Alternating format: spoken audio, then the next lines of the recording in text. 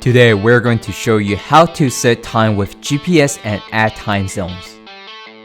Let's get started.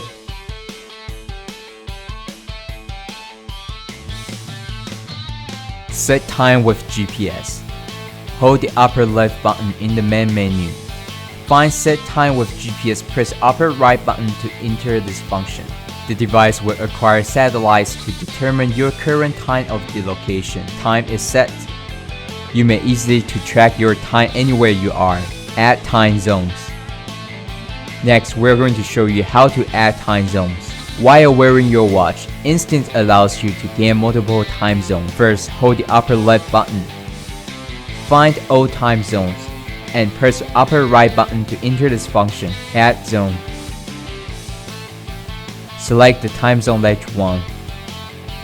You may rename zone.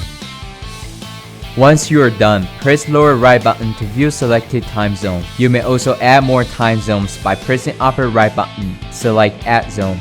Follow the same steps and select the time zone.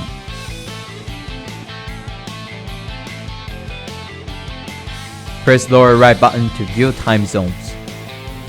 If you would like to edit or delete time zones, press upper right button. Select the time zone that you want to edit.